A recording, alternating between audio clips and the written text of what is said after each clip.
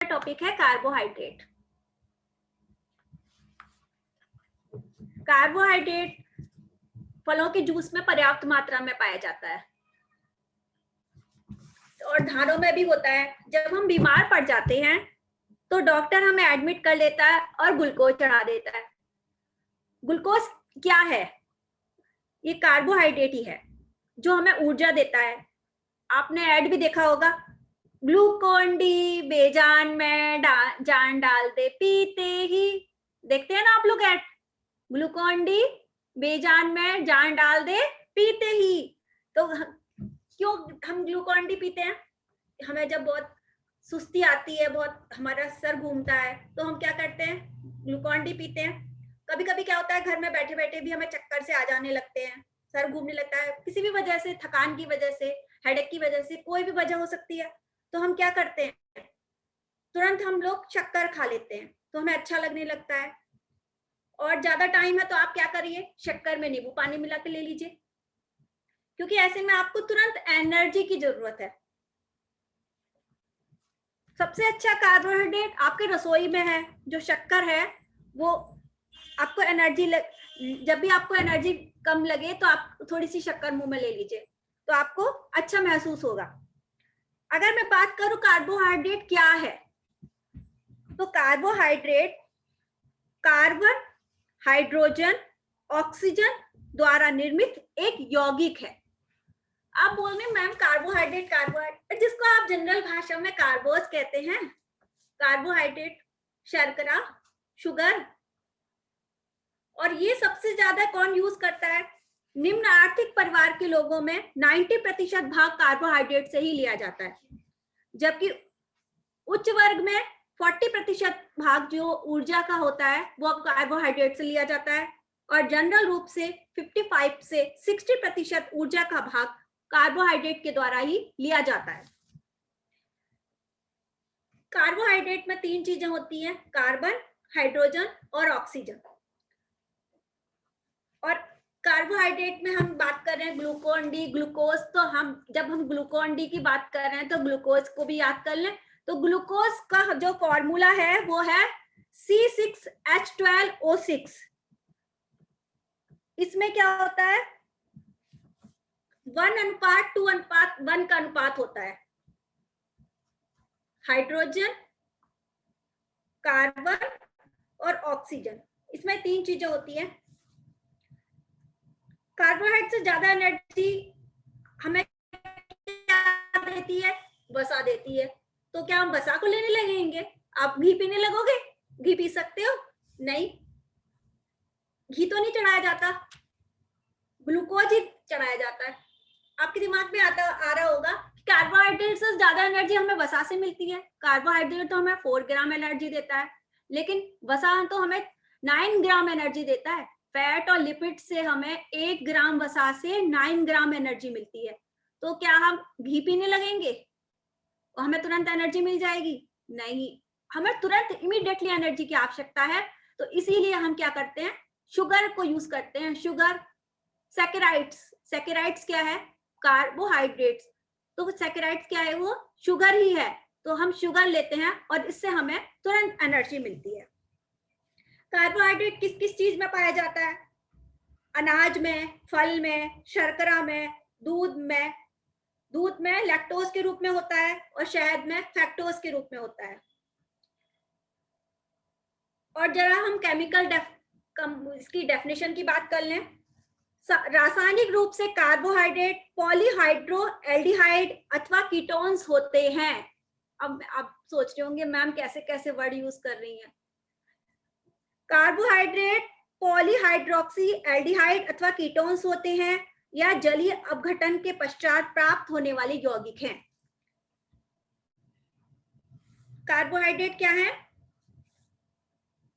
पॉलीहाइड्रोएल्डिहाइड होते हैं तथा जलीय अपघटन के पश्चात प्राप्त होने वाले यौगिक हैं।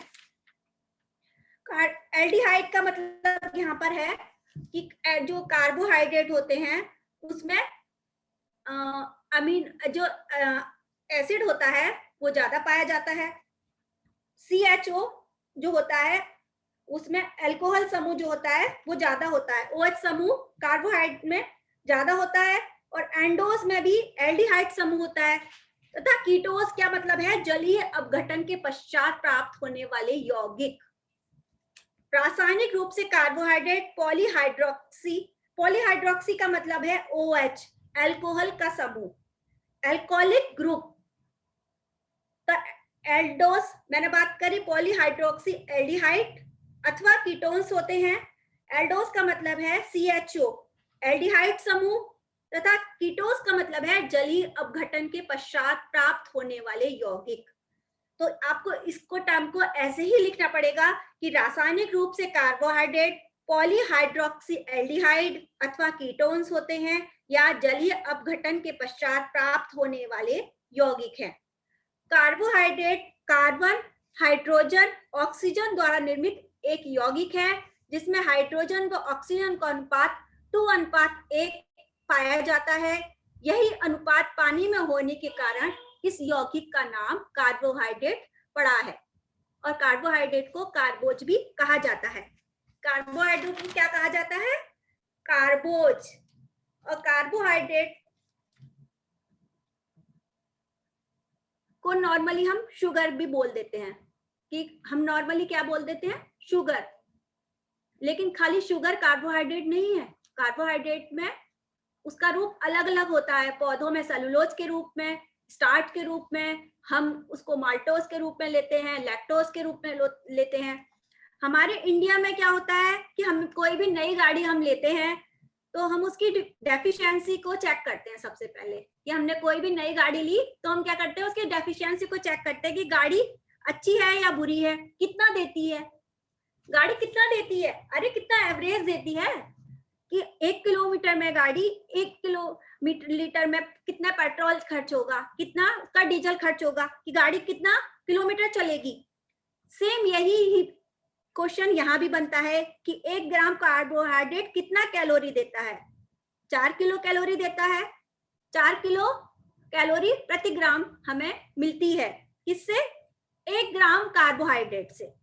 जैसे गाड़ी का माइलेज रोड पर कम हो जाता है, उसी प्रकार हमारे शरीर में भी उसकी वैल्यू कम हो जाती है। और अगर हमें कार्बोहाइड्रेट की वैल्यू पता करनी है तो उसके लिए बोम कैलोमीटर का इस्तेमाल किया जाता है। अब आप कह रहे होंगे शर्करा और कार्बोहाइड्रेट में क्या अंतर है। सारी जो शर्कराएं होती हैं वो कार्बोहाइड्रेट ही होती हैं। क्या होती हैं, सारी शर्कराएं कार्बोहाइड्रेट ही होती हैं। अब कंपोजिशन की बात कर लेते हैं। कार्बोहाइड्रेट 3 प्रकार का होता है, मोनोसैकेराइड, डाइसैकेराइड और पॉलीसैकेराइड। मोनो का मतलब होता है एक अणु, एक अणु किसका, शर्करा, एक अणु वाली शर्करा। इसमें 3 चीजों से मिलकर मोनोसैकेराइड बनता है, ग्लूकोज, फ्रैक्टोज और गैलेक्टोज, जिसका फॉर्मूला है C6H12O6, 1:2:1। ये सरलतम शर्करा होती है, रंगहीन होती है, स्वाद में मीठे होते हैं और जल में घुलनशील होते हैं। ग्लूकोज में क्या होता है, ये ग्लूकोज को कोश की ईंधन भी कहा जाता है। ग्लूकोज को क्या कहा जाता है, कोश की ईंधन, सेलुलर फ्यूल। और इसमें क्या होता है, अंगूर शर्करा, इसमें ग्रेप शुगर होती है। सारे फलों में क्या होती है, ग्रेप शुगर होती है। दूसरा डाइसैकेराइड, डाइसैकेराइड में 2 अणु शर्करा होती है। डाइसैकेराइड जो होता है आपका, डाइसैकेराइड में शर्करा के 2 अणु आपस में क्या करते हैं, मिलकर कार्बोहाइड्रेट का निर्माण करते हैं। जिसका फॉर्मूला भी है C6H12O6। डाइसैकेराइड के अंतर्गत आते हैं सुक्रोज, गैलेक्टोज और माल्टोज। सुक्रोज कैसे बनता है, सुक्रोज के लिए ग्लूकोज और फ्रैक्टोज को आपस में मिलना होता है, तब किसका निर्माण होता है, सुक्रोज का, जिसको कहा जाता है केन शुगर, गन्ने से प्राप्त होने वाली शर्करा। ये जल में घुलनशील होती है साधारण शर्करा भी कहते हैं इसको, और टेबल शुगर भी कहते हैं। टेबल शुगर इसलिए क्योंकि टेबल पे जो शुगर रखी होती है उसे टेबल शुगर कहा जाता है, कि टेबल पे उपलब्ध रहती है, इसलिए मतलब इसे हम समझ लें तो इसका मतलब यह है कि घर में जो हम शुगर यूज करते हैं वो है सुक्रोज। सुक्रोज हम घर में पाई जाने वाली शर्करा है। आता है फिर लैक्टोज, इसको दूध शर्करा भी कहा जाता है। मिल्क शुगर, ये ग्लूकोज और गैलेक्टोज के मिलने से बनती है। और नेक्स्ट आता है माल्टोज, इसे माल्ट शर्करा कहते हैं, जिसका निर्माण ग्लूकोज और ग्लूकोज के मिलने से होता है। दो ग्लूकोज मिलकर माल्टोज का निर्माण करते हैं। ये किसमें पाए जाते हैं? भीगे हुए अनाज या अंकुरित अनाजों में, ये जर्मिनेटेड सीरियल्स में पाए जाते हैं। अब बात करते हैं पॉलीसेकेराइड। पॉलीसेकेराइड में 3 चीजें होती हैं, सुक्रोज, माल्टोज और लैक्टोज। कौन कौन सी चीजें होती हैं? सुक्रोज, लैक्टोज और माल्टोज।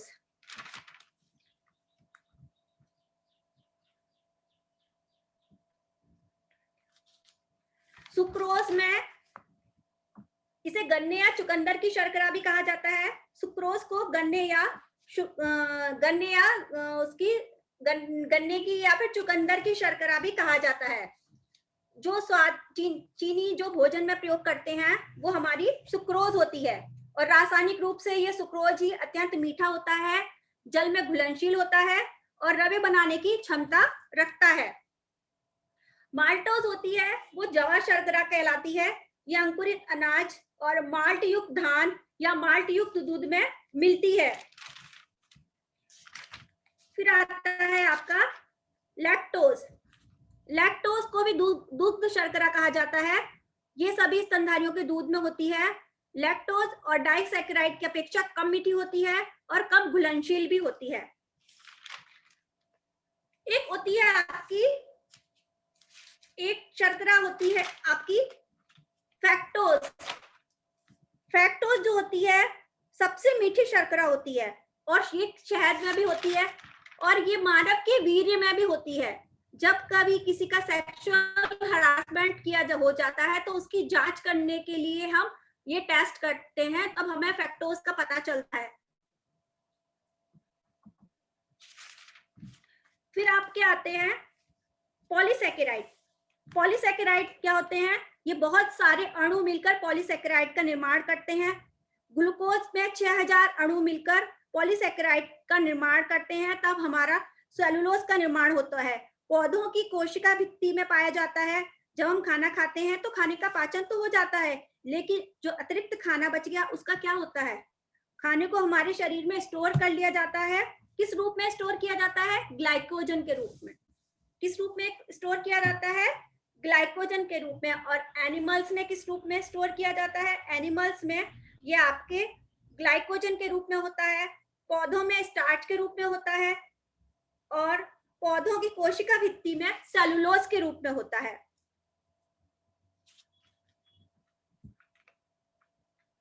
पैक्टिन भी होता है पॉलीसेकेराइड में। पैक्टिन जो होता है सभी पैक्टिन होता है, काइटिन होता है। काइटिन एक कवक होता है या फफूंदी कहते हैं, फंगल कहते हैं ना, फंगल, वही पैक्टिन होता है। ये सभी कीटों में, कीटों के बाहरी कंकाल में कवचनुमा आवरण के रूप में बना रहता है।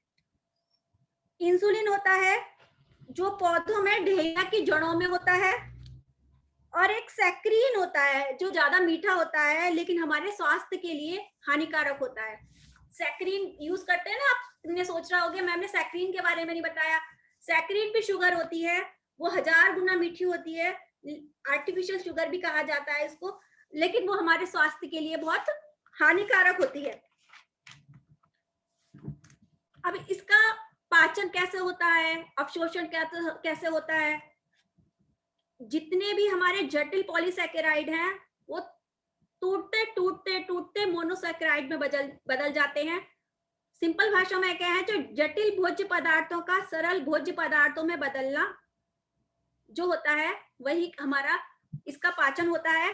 पचित कार्बोहाइड्रेट हमारी आंतों में, इंटेस्टाइन में पड़ा होता है। इस कार्बोहाइड्रेट को रक्त में अवशोषित कर लिया जाता है। और कई बार लोग कहते हैं कि मेरी शुगर बढ़ गई है, कहते हैं ना मेरी शुगर बढ़ गई है। जब कार्बोहाइड्रेट आपके रक्त में गया तो आपकी शुगर लेवल बढ़ जाती है। तो उस समय क्या हम कभी टेस्ट करते हैं? उस समय कभी टेस्ट नहीं किया जाता। जब आपका शुगर लेवल बढ़ा हुआ होता है, शुगर खाने के बाद कभी हम डायबिटीज टेस्ट नहीं करते। उसको नॉर्मल कौन करेगा? इसको नॉर्मल हमें शुगर खाने के बाद डायबिटिक टेस्ट नहीं करना चाहिए। खाने पर डिपेंड करेगा कि आपकी शुगर वाली चीजें बहुत ज्यादा तो नहीं खा ली हैं। तो इसके लिए शुगर लेवल बढ़ा हुआ हो तो खाली पेट ही हमें शुगर का टेस्ट करना चाहिए। डायबिटिक का टेस्ट कब करना चाहिए? जब हमारा खाली पेट हो। जब शर्करा रक्त में जाएगी तो उसका हम कंज्यूम कर लेंगे और बची हुई शर्करा को क्या होता है? ग्लाइकोजन में परिवर्तन हो जाता है। जो हमारी बॉडी को लेनी है वो ले लेता है, लेकिन बची हुई शर्करा का क्या होता है? ग्लाइकोजन में परिवर्तन हो जाता है, ग्लाइकोजन में कन्वर्ट कर लिया जाता है। शर्करा को ग्लाइकोजन में कन्वर्ट कर लिया जाता है और एक्स्ट्रा हमें स्टोर कर दिया जाता है। कभी कभी ऐसा भी होता है कि आपने खाना कम खाया हो, तो आपने व्रत रखा हो, तो भी आपको कमजोरी महसूस नहीं होती। ऐसा होता है ना कि ऐसा नहीं है कि आप एक दिन नहीं खाना खाएंगे तो मर जाएंगे, या आपने व्रत रखा हो तब भी आपको कमजोरी महसूस नहीं होती। वो इसलिए होता है कि आपको एनर्जी कहाँ से मिल रही है? तो आपका जो ग्लाइकोजन है वो वापस जो है ग्लूकोज में कन्वर्ट हो जाता है। इसलिए आपको जब आप व्रत रखते हैं तो आपको एनर्जी, आपको कमजोरी महसूस नहीं होती, बल्कि आपको उससे एनर्जी प्राप्त होती रहती है। और जो इसे करता है उस हार्मोन को कहा जाता है ग्लाइकोजेनोलाइसिस हार्मोन। जो इसको हर एक कार्बोहाइड्रेट में हर एक का एक काम है, इस हार्मोन के द्वारा ही वो कन्वर्ट होता है। और जब हमारा ये बढ़ जाता है तो क्या होता है? जब हमारा ये ग्लूकोज बढ़ जाता है तो ग्लूकोगोन नामक हार्मोन शर्करा को लेवल बढ़ाने को कम करता है। कौन सा हार्मोन? ग्लूकोगोन नामक हार्मोन शर्करा का लेवल जो है उसको बढ़ाने का काम करता है, जबकि एस्टर शुगर को स्टोर करने का काम कौन करता है? ग्लाइकोजन करता है। एस्टर जो शुगर होती है इसको स्टोर करने का काम कौन करता है? ग्लाइकोजन करता है। और पौधों में जो होती है स्टार्च, वो क्या होता है? स्टार्च जो होता है वो कार्बोहाइड्रेट का ही वह रूप है। जिस रूप में पौधे अपने अंदर कार्बोहाइड्रेट का संग्रह करते हैं, उसी तरह भोजन में यह ऊर्जा का मुख्य साधन है। स्टार्च जो होती है जड़, कंद, बीज और फलों में मौजूद रहती है। यह ठंडे पानी में अघुलनशील होती है और गर्म पानी डालने से इसकी कोशिका की बाहरी दीवार फट जाती है और अंदर अंदर छोटे छोटे स्टार्च के कण बाहर निकल आते हैं, जो एंजाइम की क्रिया को स्टार्च डेक्स्ट्रीन में परिवर्तित हो जाता है, जो कि स्टार्च के अणु विभक्तिकरण में मध्यवर्ती पदार्थ हैं। जो स्टार्च विश्लेषण में अंतिम पदार्थ जो है हमें ग्लूकोज मिलता है। जो स्टार्च का विभक्तिकरण होता है तो अंतिम पदार्थ हमें ग्लूकोज मिलता है।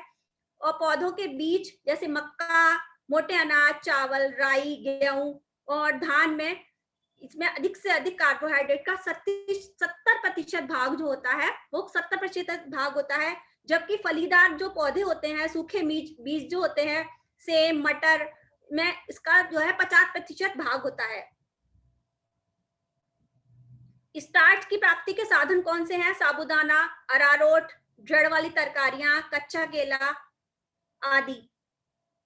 और जो मक्का, बटर आदि में स्टार्च जो है पक जाता है, और जब फल पक जाते हैं तब स्टार्च जो है डाइसैकेराइड और मोनोसैकेराइड में परिवर्तित हो जाता है। जब हमारे फल पक जाते हैं तो स्टार्च का परिवर्तन किस रूप में हो जाता है? डाइसैकेराइड और मोनोसैकेराइड में। जब इसमें मिठास आ जाती है तभी फल बनते हैं, जैसे केला, सेब आदि तभी बनते हैं। जब वो पक जाते हैं तो किस में परिवर्तित हो जाता है? डाइसैकेराइड और मोनोसैकेराइड में।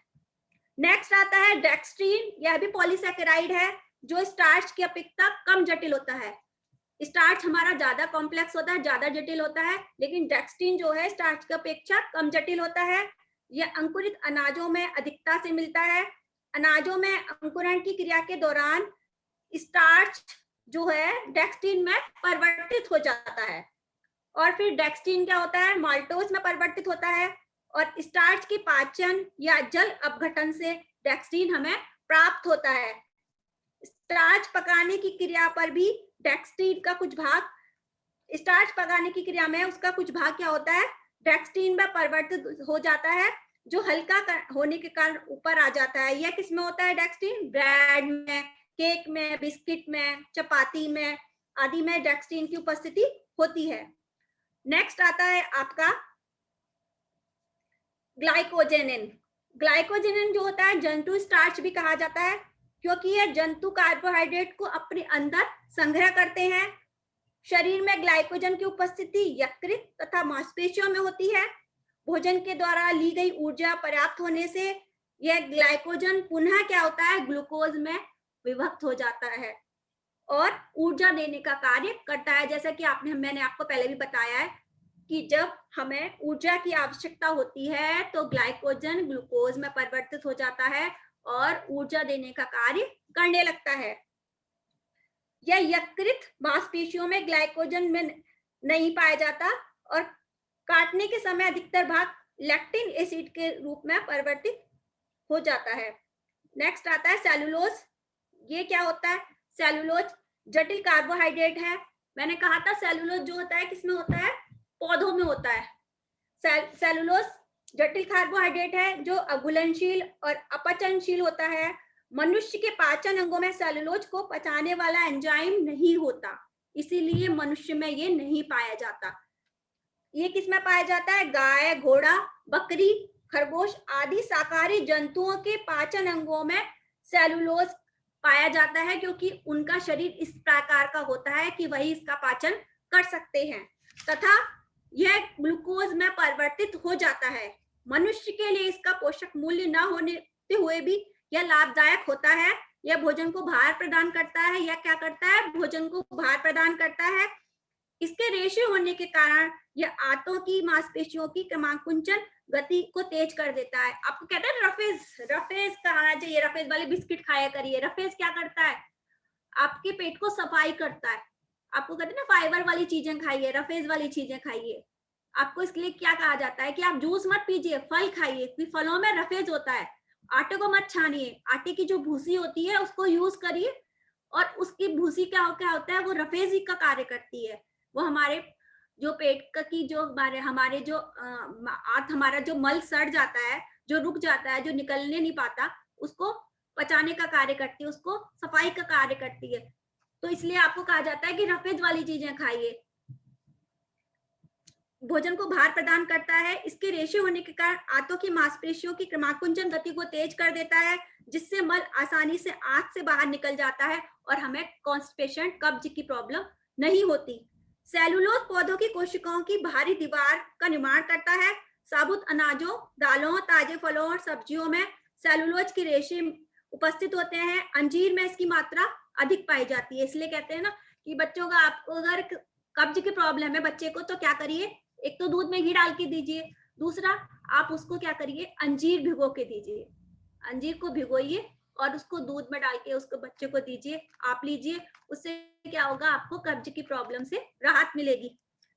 सब्जियों को पौधों पर ही पक जाने की क्रिया में उसका मोनोसेकेराइड, मूली, गाजर आदि, दूध, मांस, पनीर आदि इसमें जो है पाया जाता है। मैदा, महीन आटा और चीनी आदि सेलुलोज से अभावग्रस्त होते हैं, इसीलिए मैदे को नहीं खाने के लिए कहा जाता है। मैदा क्या होता है, उसमें सेलुलोज नहीं होता, इसलिए आपको मोटे अनाज वाली चीजें खानी चाहिए जिसमें फाइबर हो। जैसे फल हैं, फलों का अगर आप जूस निकाल देंगे तो उसका तो फाइबर वेस्ट हो जाएगा, वो तो सब निकल गया। तो आप सीधे फल खाइए ना, संतरा खाइए, संतरे का जो फाइबर है वो आपको मिलेगा। जूस ना खा के फलों को अधिक से अधिक खाना चाहिए। जूस पीने से अच्छा है कि आप खुद फल को धोकर साफ करके खाइए। सेलुलोज जो होता है पानी में अघुलनशील होता है। ताप द्वारा पकाने की क्रिया में सेलुलोज के रेशे टूट जाते हैं और भोजन जो है मुलायम हो जाता है। नेक्स्ट आता है पैक्टिन। पैक्टिन की उपस्थिति पके हुए फल, छोटे हरे पौधों, कुछ जड़ वाली तरकारियों जैसे सलगम आदि में होती है। उचित वातावरण जैसे चीनी की उपस्थिति में हल्के अम्लीय माध्यम से तरल रूप में पकाने से जेली का रूप धारण कर लेती है। इस विशेष गुण के कारण जैम व जेली जमाने के लिए पेक्टिन का प्रयोग किया जाता है। क्या होता है, हम जेली बनाते हैं ना, जब बहुत टमाटर सस्ते हो जाते हैं तो क्या करते हैं, हम जेली बनाते हैं, जैम बनाते हैं, सेब का जैम बनाते हैं, आंवले का जैम बनाते हैं। तो उसमें क्या होता है, हम जेली बनाने के लिए पेक्टिन का प्रयोग किया जाता है। पेक्टिन का शरीर में कोई पोषक मूल्य नहीं है। अब आते हैं आपके कार्बोहाइड्रेट का क्या कार्य करता है। कार्बोहाइड्रेट का प्रमुख कार्य शरीर को ऊर्जा देने का, कि आपको पहले भी बता चुके हैं कि 1 ग्राम कार्बोहाइड्रेट से हमें 4 किलो कैलोरी ऊर्जा प्राप्त होती है। और दूसरा कार्य नाड़ी संस्थान के लिए आवश्यक है। नाड़ी कोशिकाओं, फेफड़ों की कोशिकाओं ग्लूकोज अणुओं को ईंधन स्रोत के रूप में प्रयोग करती हैं, जो कि ग्लूकोज की कुछ मात्रा अमीनो अम्ल तथा वसा द्वारा बनाई जाती है। अतः ऊतकों को खाद्य कार्बोज की आवश्यकताएं नहीं होती। और नेक्स्ट कार्य है, कार्बोहाइड्रेट का तीसरा प्रमुख कार्य है प्रोटीन की बचत करना। जब हमें कार्बोहाइड्रेट पर्याप्त रूप से नहीं मिलता तो फिर क्या करता है, प्रोटीन हमें ऊर्जा देने का कार्य करता है। इसीलिए हमें क्या करना चाहिए, कार्बोज की मात्रा भी पर्याप्त रूप से लेनी चाहिए, जिससे कि प्रोटीन का जो मुख्य कार्य है वो अपना कार्य करे और कार्बोहाइड्रेट अपना कार्य करे। इसीलिए हमें क्या होना चाहिए, सारे जो है संतुलित आहार, हम बैलेंस डाइट की बात करते हैं, इसे हमें सभी जो है जो फूड है वो सभी संतुलित मात्रा में लेने चाहिए। जब हम अपनी ऊर्जा के अनुसार कार्बोहाइड्रेट लेते हैं तो हमें प्रोटीन से अलग से ऊर्जा लेने की आवश्यकता नहीं होती, क्यों, हमें पहले से ही ऊर्जा हमें मिली हुई होती है। नेक्स्ट कार्य है कि कार्बोहाइड्रेट एक निश्चित मात्रा में वसा के ऑक्सीकरण को सामान्य रखने के लिए आवश्यक होता है। जब आहार में कार्बोहाइड्रेट की कमी होती है तो क्या होता है, कीटोन बॉडी बनने लगती है, जो शरीर के लिए हानिकारक होती है। इसके कारण क्या होता है, हमारे शरीर में एसिडिटी की मात्रा बढ़ जाती है और यह रोग जो होता है कीटोसिस कहलाता है। जब हमारे में शरीर में एसिड की मात्रा बढ़ने लगती है तो इस डिजीज को कीटोसिस कहते हैं। कीटोसिस रक्त में और मूत्र में वसा चयापचय की से उत्पन्न व्यर्थ पदार्थों के जमा होने से उत्पन्न होती है और व्यक्ति डिहाइड्रेशन, थकान अनुभव करने लगता है। डायबिटीज के रोगी के साथ इस तरह की स्थिति होने की संभावना रहती है, क्योंकि वह कार्बोहाइड्रेट का प्रयोग नहीं कर पाता। नेक्स्ट आता है कैल्शियम के अवशोषण में भी सहायक है। लैक्टोज की उपस्थिति में आंत की कोशिकाओं की कैल्शियम को अवशोषित करने की क्षमता बढ़ जाती है। इस प्रकार कैल्शियम का अवशोषण भी बढ़ जाता है। पाचन संस्थान को स्वस्थ रखता है। सेलुलोज, जो मैंने पहले भी बताया, सेलुलोज ही होता है, फाइबर होता है, वो हमारे शरीर के लिए आवश्यक है।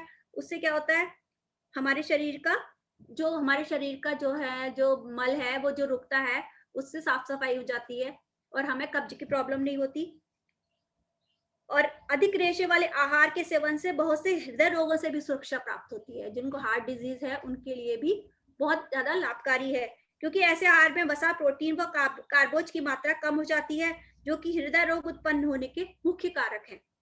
कम रेशे वाले आहार में जो है इनकी मात्रा बढ़ जाती है।